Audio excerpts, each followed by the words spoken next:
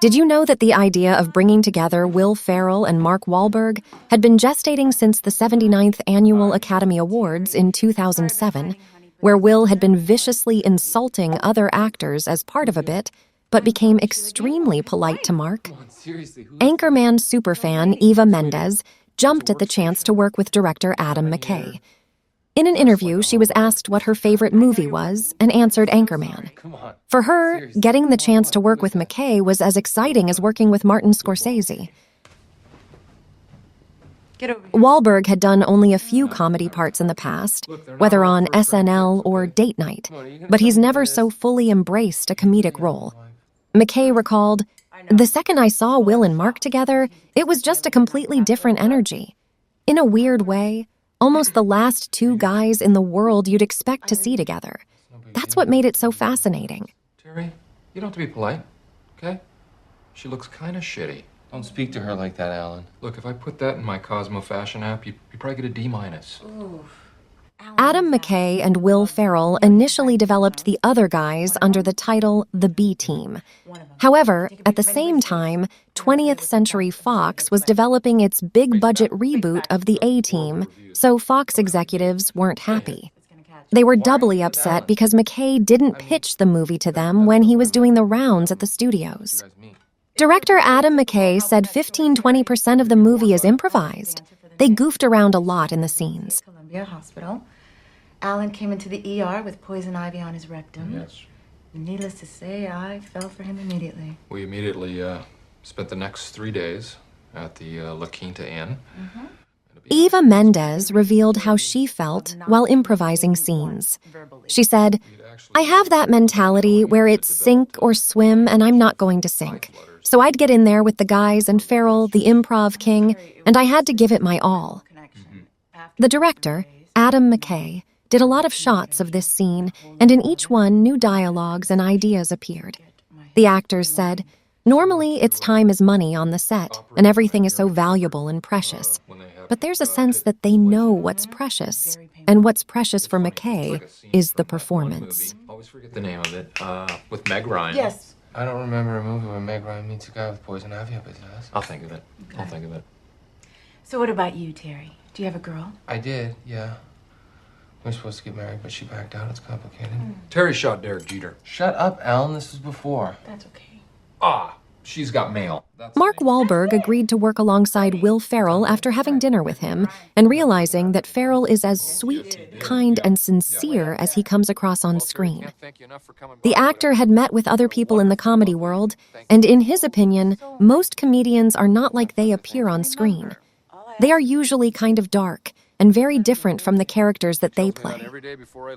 Adam McKay stated he felt like director Tony Scott while filming the movie due to its big budget. He said, "We were in New York City. We had cars blowing up. We had all these big actors everywhere. It's still, by the way, a budget that's probably half of a Marvel movie or a Michael Bay movie." Man, are they Not by a long shot. perky? And they are firm, and they are yours. You're a nice lady. Oh, thank you for coming. Detectives Hoyt and Gamble. Detectives Hoyt and Gamble, over. Go for Hoyt. We found your red Prius. Great. Was trying to vote for Ralph Nader. Come on. Okay, sugar balls, listen up. There's gonna be fingerprints in that car, and tomorrow we're gonna run those fingerprints through the system. If we get a hit, this case gonna heat up faster than a junkie spoon. You do one thing when you wake up tomorrow. Bring it. Thank you, Sheila. Oh, he'll bring it. Good night. Good night. Thank you, Sheila. Bye, Terry. Bye, Sheila. I'll never forget tonight. Bye, Terry. All right, Alan, whatever. Go inside. Bye, Sheila. See you, Terry. Did you know that the Oscar-worthy end credits song "Pimps Don't Cry" came from a plan to give actress Eva Mendes something to sing? That, combined with John Bryan's chops, gathered some heavy hitters for a comedy soul classic. "We just wrote Pimps Don't Cry for the scene," McKay explains. "When Eva Mendes sang it, we're like, wait a minute, can we record this?" And of course, John Bryan knows everyone and has access to studios. So before you know it, we had CeeLo Green in there, and it turned out Eva Mendes could sing. We recorded a whole track, and I think even shot a video.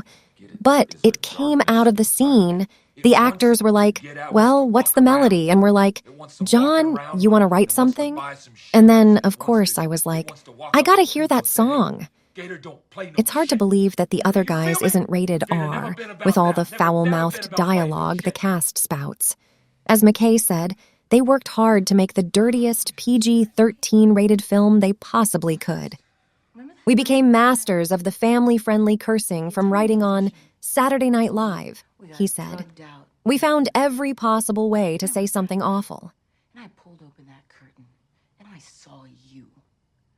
You were weak, scared, ass up, inflamed, crying.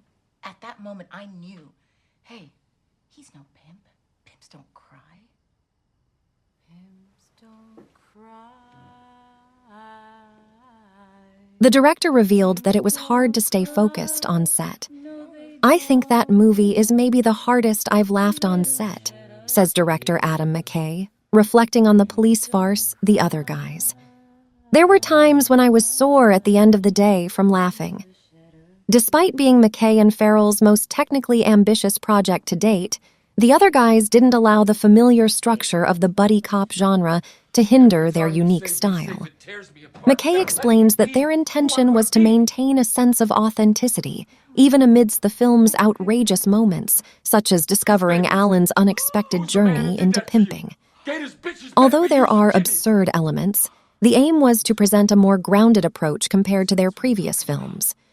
This movie marked the fourth of 5 collaborations between Will Ferrell and director Adam McKay, the others being Anchorman, The Legend of Ron Burgundy, Talladega Nights, The Ballad of Ricky Bobby, Step Brothers, and Anchorman 2. The legend continues.